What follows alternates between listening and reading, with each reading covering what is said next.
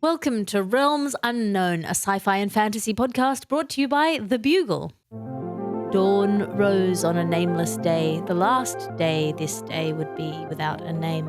By nightfall, it would be a marked day in the almanac of history and death, discussed in the Royal Society of Historians. Muskets fired at the sky in solemn rhythm to remember the dead of the Battle of Blackridge Pass. But for now, it's dawn. The air does not yet reek of gunpowder and sulphur and blood.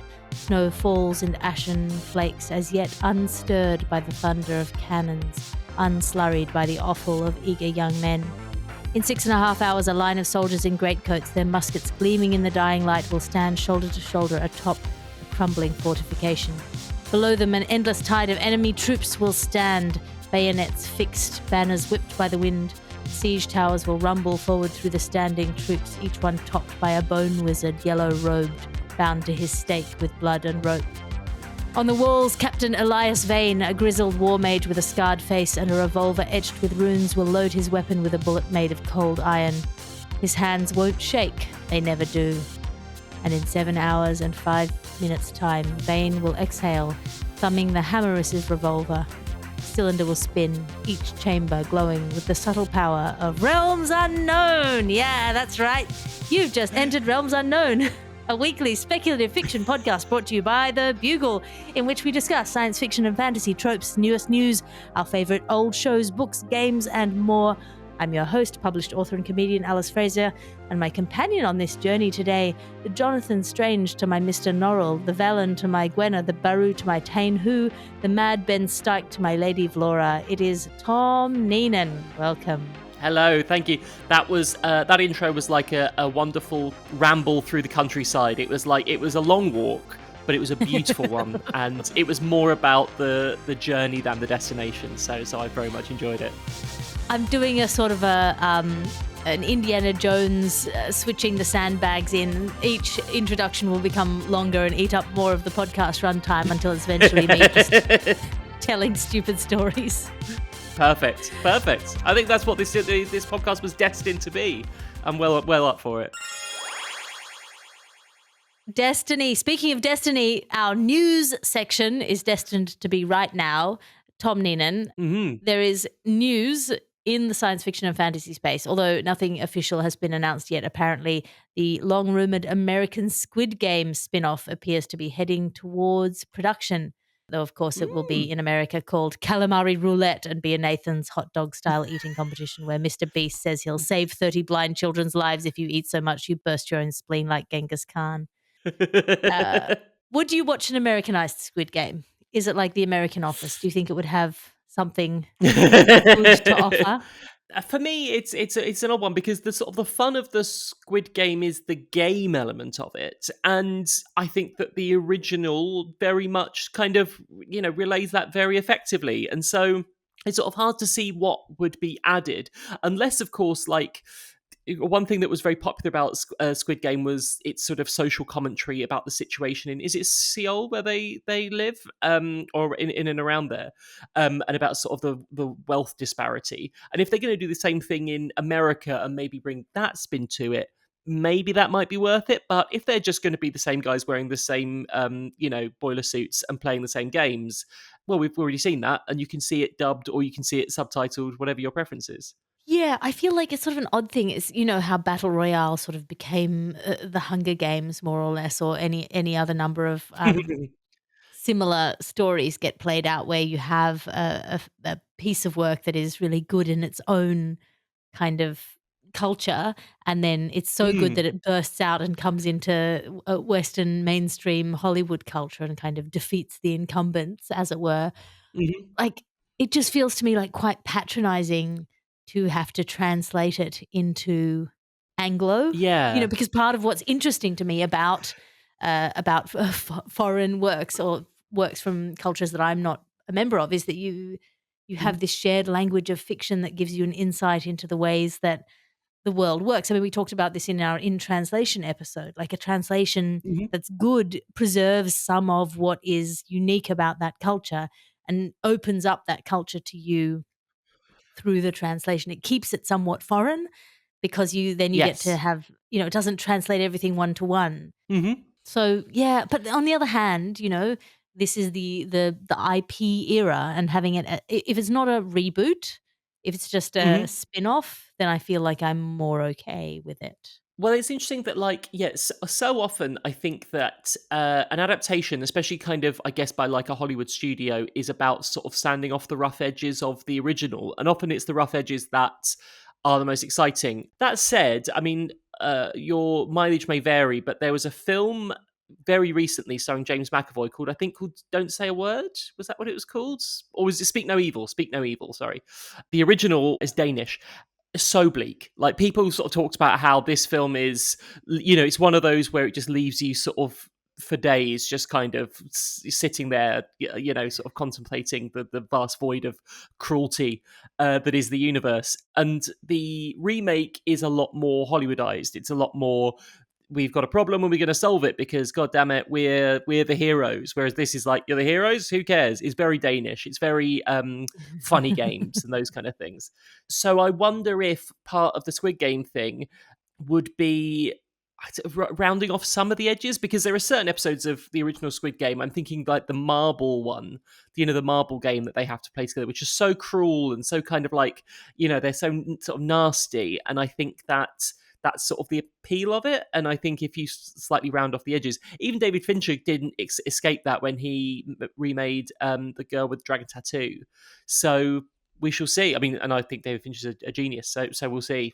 Yeah, well, the question I think will be whether they're trying to reboot the premise to make it more palatable, or whether this will be a genuine spin-off with some of the same creative minds involved and just an extension of the premise, exploring some of the uniqueness of the American wealth disparity horror show.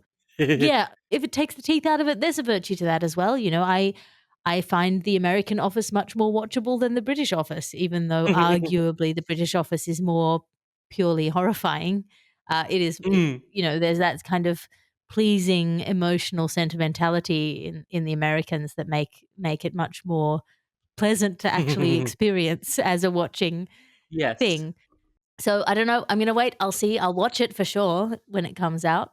I only hope that all of the Americans in it, like every single character, speaks like the Americans from the original Squid Game, because you know how all of the Americans had this insane way of speaking in the original. Like, I want to see them talk like that all the way through and see how long we can last. Yeah, where you're like, there's eight Americans living in Seoul who have an agent who got them in on this, and they're Yeah. all terrible at their jobs. Oh, like they've been. It's so interesting to see people who've been directed, maybe by a director who doesn't speak English, and so is maybe listening to it phonetically rather than like for the intention of the words. And so yeah, it's a bit like if you ever ask like someone whose first language is English to like do gibberish English. Have you ever sort of done that where someone like just like recreates blah, blah, blah, blah, kind of thing, and you sort of hear what that it sounds like to a non-English speaker, and it's completely baffling. So yeah, I don't know what happened there, but it's quite fun. It's a weird little episode where they all turn up and are talking really madly.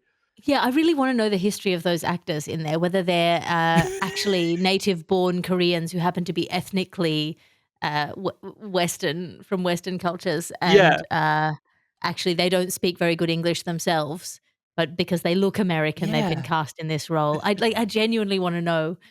Tell me more. Tell me more.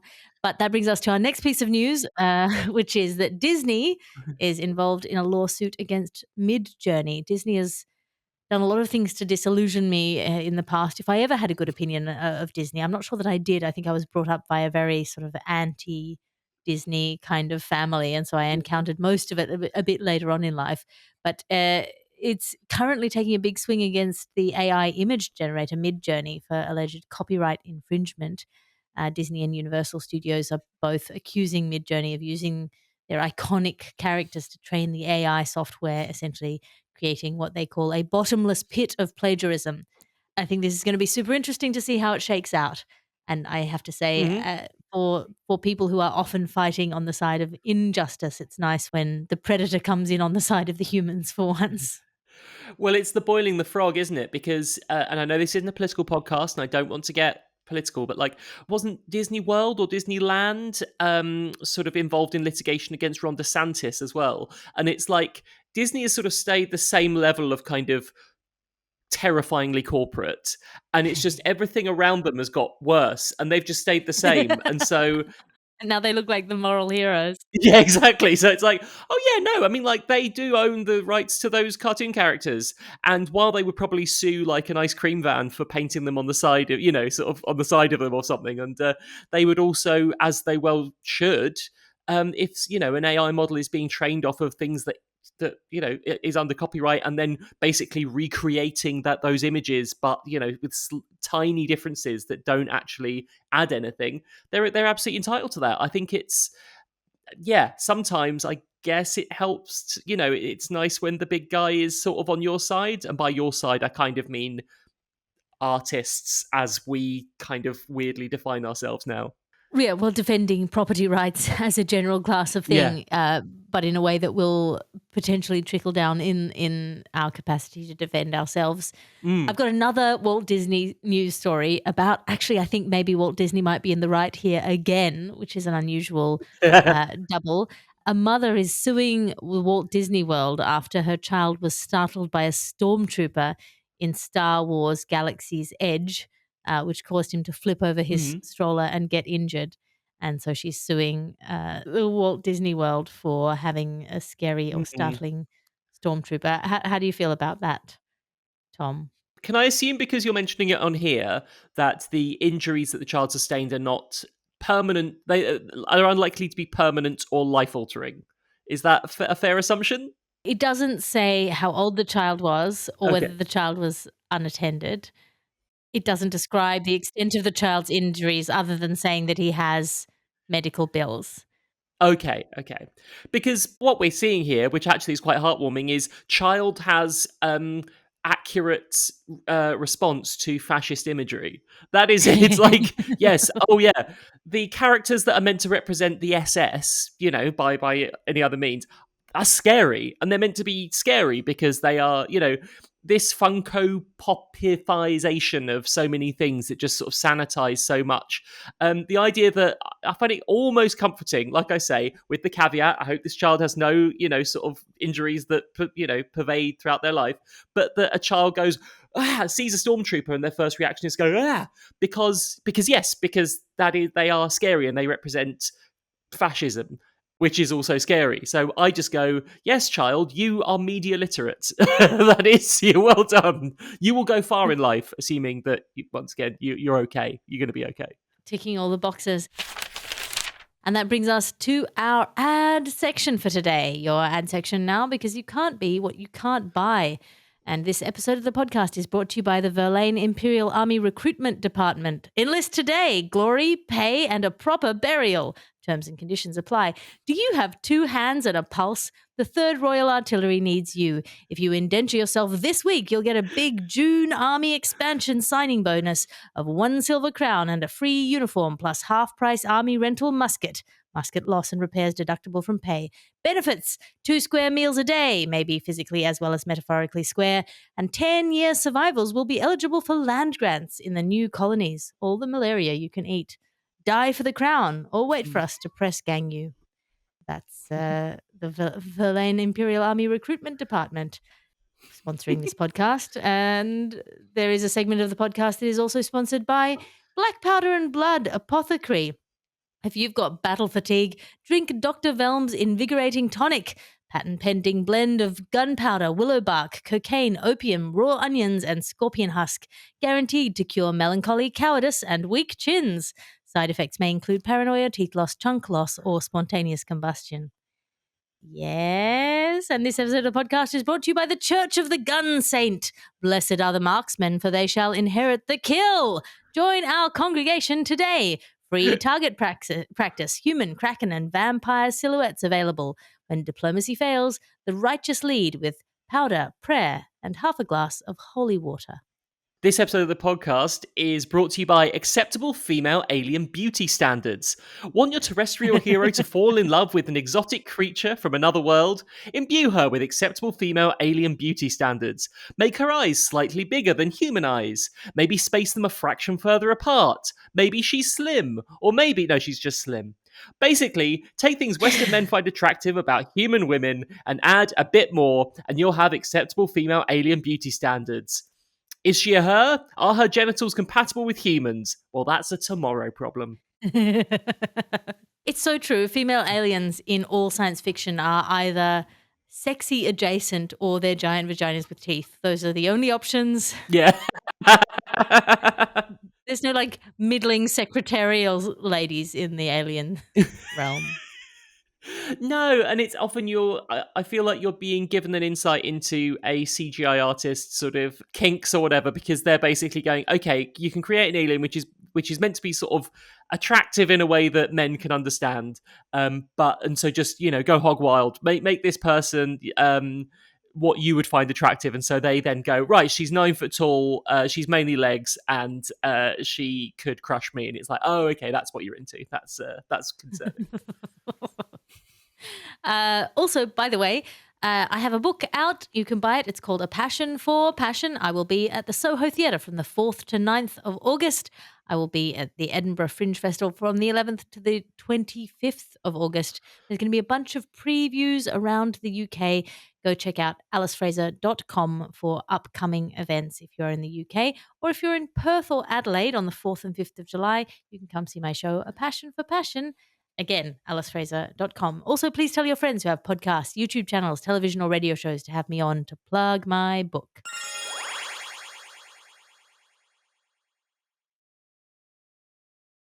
What have you been enjoying recently, Tom Neenan? I think we're in a golden run of cinema at the minute. I've been blown away by both genre and non-genre alike. Most recently, I've seen 28 Years Later and Megan 2.0. Two very different films. I would say two films that slightly... Obviously, they're both sequels, and both sequels that kind of take things in a new direction.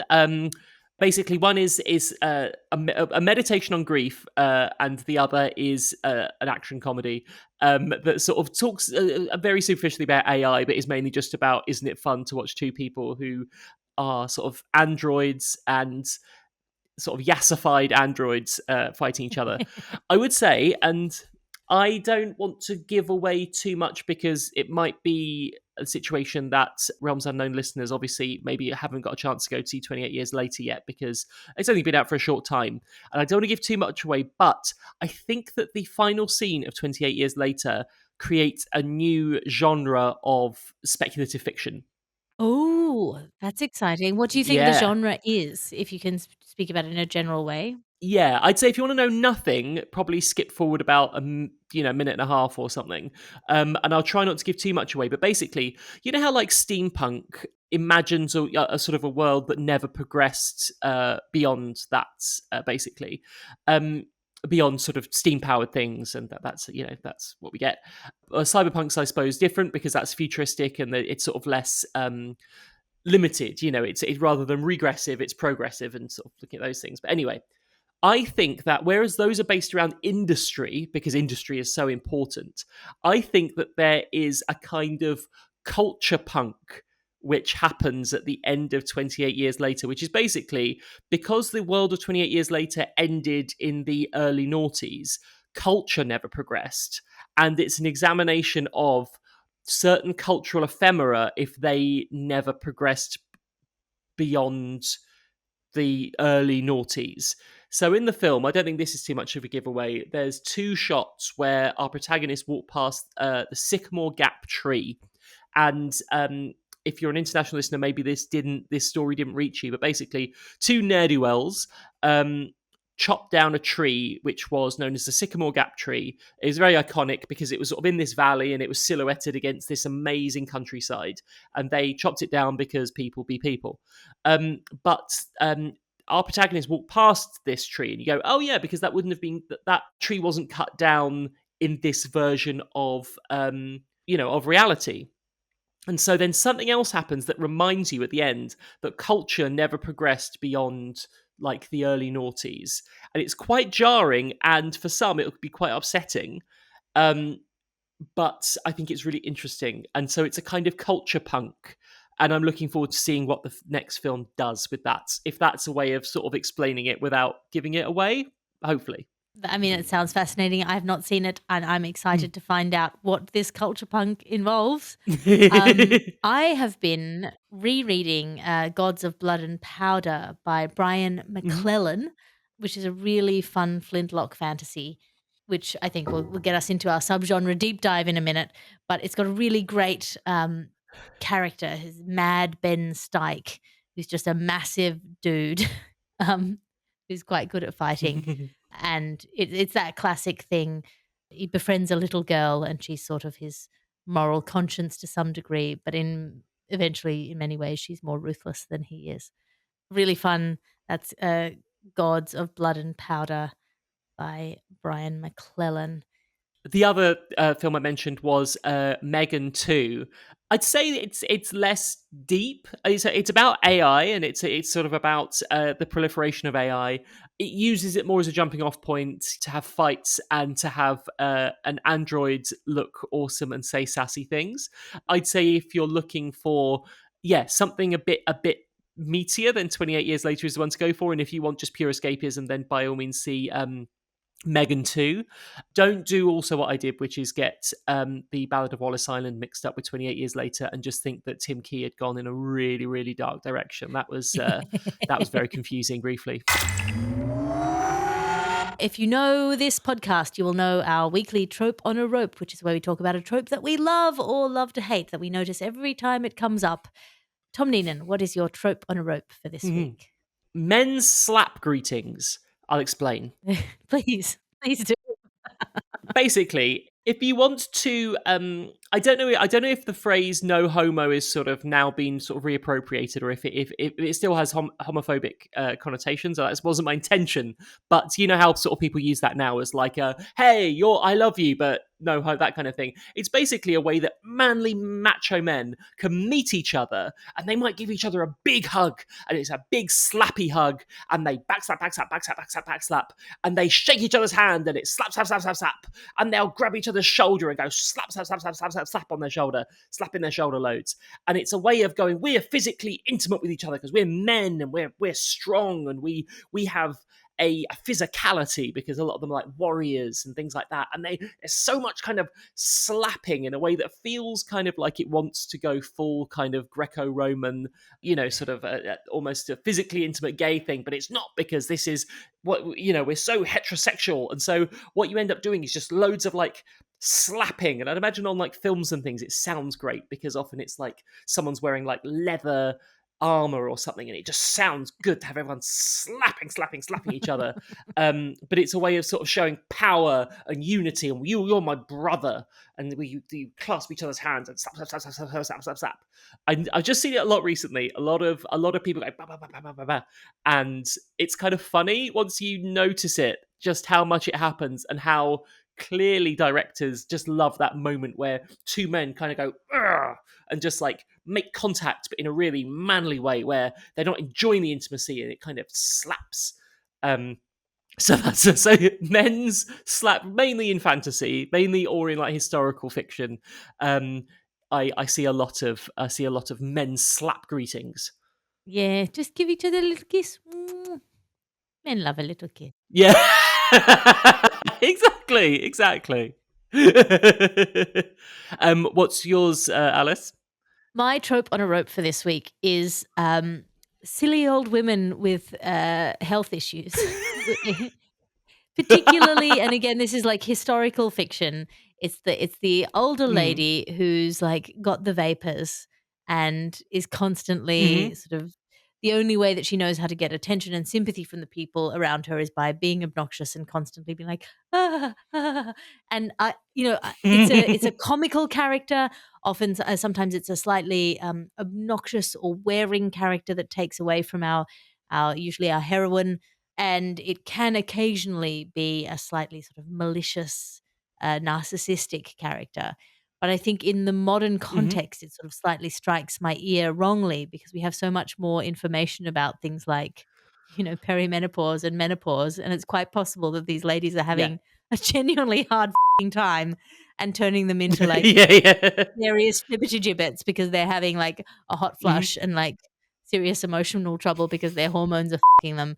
Yeah, I feel like it's a trope that never bothered me until, I think because a lot of the women that I admire and sort of who were my heroes coming up are now going into that phase of their lives. I feel Yeah. like, wait a minute, maybe this character was actually just going through some stuff and we should be sympathetic to them. And does that chart back as well to like witches as well, and kind of a lot of witch iconography that comes from basically just maybe an unmarried woman in her, I don't know, what would be considered old in sort of the medieval times, like 50s or something. She's dancing around naked at night near the pond because she's having a hot flush. That's what's happening. Yeah, exactly.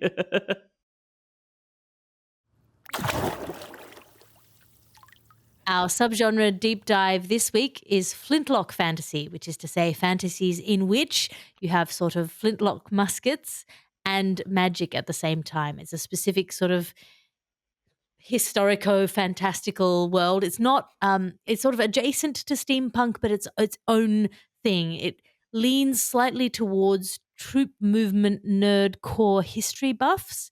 It's often got quite a lot of like military strategy, like Sharp meets 16 ways to defend a walled city. Often you'll have like a quite elaborate magic system with a cost where you have to have maybe something like gunpowder or some other mineral. And there's maybe some refractory period, like the reloading time on a musket, to equalize the odds between magic users and non magic users. It's usually books that I've read, but often these worlds, whether they're games or graphic novels, will have political intrigue, revolutions, empires crumbling, morally grey heroes, and sort of Dutch East India types. You'll often have sort of company men or company women who are spies or traders with the authority to do various nefarious things in the name of the company or the empire. The Chronicles of the Unhewn Throne by Brian Staveley is a really good example. And also in the Dungeons and Dragons Spelljammer space expansion, there's a race of anthropomorphic hippos called the GIF who use gunpowder weapons. Tom Neenan, do you have any recommendations in the Flintlock fantasy realm?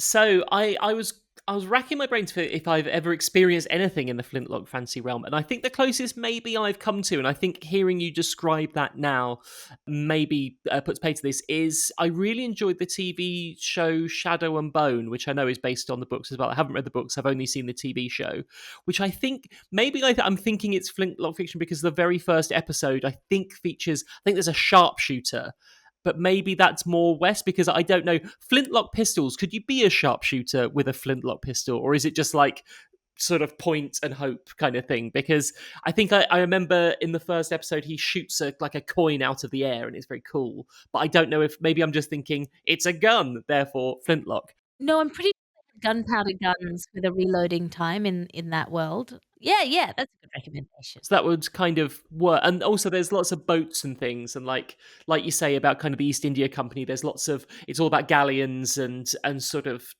like you say that there's a slight colonial element to it, so maybe that counts as well. So I think that Shadow and Bone maybe was a casualty of the streaming invest in this world, please invest in this world, and the world is gone forever because we've cancelled it.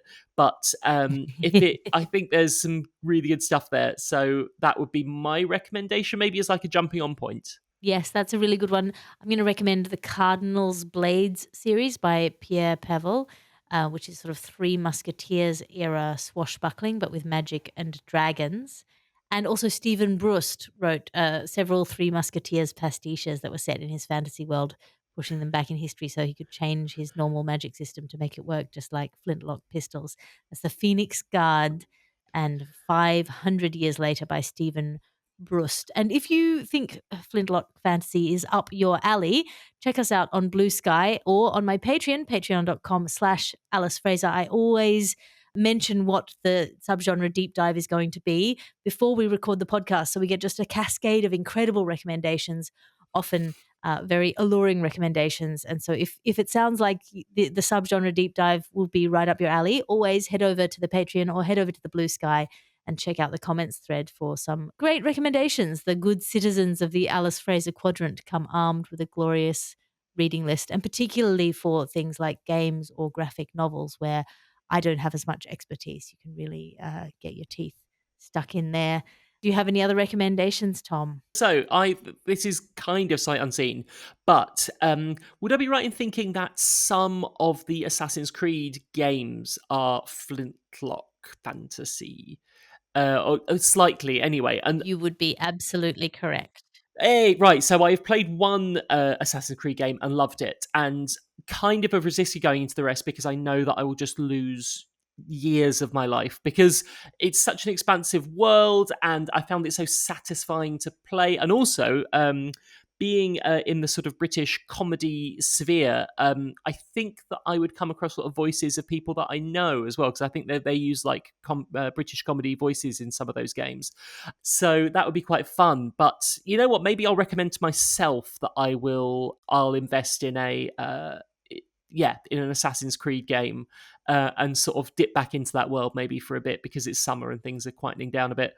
And I'll report back and see. Yeah, okay. And also, listeners, what's the best Assassin's Creed game that you've played? Please recommend, because yeah, I think that could be a fun little experiment. Yes, please do. If you have any recommendations for Tom, email us or go on the Blue Sky, but email us at realmsunknown@thebuglepodcast.com. And that brings us to the Minds of which is our favorite recurring section where we talk about something that we used to love, but maybe makes us, on rereading or reapproaching, makes us feel a little bit And I've got an update for the Minds of from last week, where James Nokise spoke about David Eddings. We got a few messages from people, emails in to realmsunknown@thebuglepodcast.com mentioning that, in fact, he was more than either of us knew, apparently to the extent of some pretty hideous crimes, which I think probably tips us over from old favorite that you might not really want to recommend to new readers to something where let's just put that aside and explore some of the other great things that the genre has to offer. So apologies there for not knowing that particular piece of history to our readers. Minds are very indeed. Well, it sounds like you're on the right side of history. You just weren't like far enough on the, you just pushed yourself a Yeah. little bit further. Fair Well, enough. this is the problem. I generally tend to just read a book. I think because I read so fast, I don't tend to get very invested in authors, which is a nice thing when I meet authors because I'm never more than like a week's worth of starstruck. That's good. I enjoy the work, but I don't tend to go very deep into authors, which is my only excuse there. But Tom, have you got anything for the Minds of for this week? I do. I mean, like as per with this kind of general sort of, I guess, content awareness for these things. My one is like either malicious mutilation or ceremonial mutilation. So I can tell you that in 28 years later, there is a cult, and that cult does a very sort of classic thing in sort of horror and fantasy, which is the victims of this cult they'll have something carved in their chest of the corpse as a warning to everyone, and it'll be like, we are here and we are committing these atrocious crimes and everything. You have to have big-chested people to be able to fit that in. Yeah.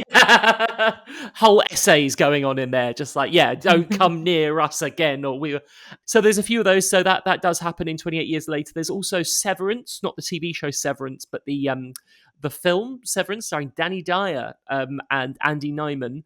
And Andy Nyman has a symbol carved into his chest and so that's obviously meant to be scary. But then I think what often happens is obviously there are awful kinds of mutilation that happen in the real world, and that's enough already. But then there are also, I guess, I don't know if you call them mutilations or if you just call them kind of, ceremonial scarrings and things like that, which have a significant cultural significance for, various cultures around the world. And sometimes they are co-opted by, like, for instance, the predator who's already sort of coded a bit strangely, but obviously then scars itself and these kind of things. And you sort of go, it can be quite othering to see an alien do something that, like, genuinely sort of peoples do just outside of kind of certain Western viewpoint, the Western scope, might be doing this. So going like, oh, the predator, he's scarring himself, and you're like, yeah, in a very similar way to like, I'm guessing some tribes and some communities will, but it's sort of quite strange to go, that's a very alien and quite terrifying thing to do for a predator to do. And then you're like, yeah, and also some humans do it. And so I don't know, I think it's quite it's strange because the predator is in a way like the hero of some of the predator films, so there's that as well. But I think it's the kind of thing that you want to deal with in a tactful way. And I think that, something that does this really well is like Prey. If you've seen the film Prey, which is the Predator, I guess, prequel sort of set with Native American people. And I think that kind of draws the parallels in a really interesting way. But yeah, basically, sometimes you might see, I'd say like, or, like you might see orcs or things like that kind of mutilate themselves as a kind of show of strength. And you sort of go, okay, that's a bit weird because the orcs are clearly the baddies and they're doing something which is, meant to be scary in that way. My Minds of is a very, very old Minds of which is that I went to Sydney to visit my dad to do the book launch, and my daughter was being put to bed by him one night, and I came back from my book launch and they were watching the original Snow White, and I saw the sort of 5-minute segment where the dwarves are discovering Snow White in their bed upstairs, and they think that she's a ghost. And I have to say, some of the slapstick hasn't aged well. A lot of the characterization hasn't necessarily aged well. But the thing that for me was like really to the point where I was like, I'm not sure I want my daughter watching this, was Snow White's voice, which is just this like, "Ooh, my," it's just so kind of cutesy Betty Boopsy kind of, oh, yeah, just Mm. the kind of dialed up idea of feminine virtue that is displayed in that first interaction between Snow White and the 7 Mm-hmm. dwarfs, even though she is arguably in quite a powerful position, and she does do some, like, Mm-hmm. negotiation with them, and she, like, sort of asserts what the standard is going to be in the household moving forward, and what the deal is going to be, Mm-hmm. that she'll cook and clean for them in exchange for their kind of protection and safety. But while all of that is happening, she's doing it in this, like, "Oh my," kind of voice that I just was like, "Oh, I don't definitely." Ooh. I can't remember watching it as a child, but I'm sure I wouldn't have noticed that. Like all the dwarves are quite sexless. I mean, I know it sounds a weird thing to say, but obviously, like Prince Charming isn't, but all the dwarves are sort of quite asexual characters. Although it's weird that like Bashful is quite an odd one because Bashful clearly. Except for Dopey. Dopey can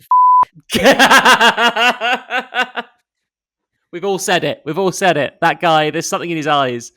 But like, yeah, Bashful is kind of embarrassed around Snow White, maybe because he fancies her. But once again, it's not an active sort of fancying. It's oh, I'm a tiny little boy and I kind of have like my first crush kind of fancying. It's not a sexualized interest in Snow White, which is, I guess, yeah. But are you saying that also she kind of, yeah, she's playing up to it a bit? She's like, ooh, me with all these, with all these men. I don't know. well, it's more she's sort of she's simultaneously, and it is obviously an extremely complex and nuanced role that was sort of available to women as a way of enacting power at the time, which is that she's like, you know, make sure you wash your hands before you eat dinner at the dinner table. And so she sort of Hmm. enters this sort of motherly, but at the same time very cute and non-threatening, but sort of Mm. holding forward the offer of comfort, nice food, Yeah. and a clean house in exchange for men becoming civilized to some degree, which Yeah. feels insulting in multiple directions. Yes. It's a very interesting little gender play that makes me glad that Hmm. I, at least growing up, have not been asked to play that exact game. I may have been asked to play versions of that game, but they were Yeah. maybe a little Yeah. bit more advanced. And that brings us to the end of this week's episode of Realms Unknown. A reminder, if you're listening, to subscribe to the Bugle channel. And all of the books that are covered here are in our affiliate store. There's a link in the show notes. If you would like to venture not only into realms unknown, but possibly into the genesis of a genre as yet unknown, then watch 28 Years Later to explore what culture punk is and could be. And do remember where you heard it coined first, right here by Tom Neenan. For those of you interested in Flintlock fantasy and things that are like that, set a number of years later, then check out 500 Years Later or The Phoenix Guards by Stephen Brust. They're pushed back in history to make the magic system work. And if you would like to reclaim the blokey slap, slap, slappity, slap, slap, slap greeting, then grab your nearest and dearest manly man, give him a good old strong-armed hug and slap the heck out of their back. Slap, slap, slap. Or maybe just write some fiction where men ask other men how they're really doing and emotionally support one another. Tom Neenan, have you got anything to plug?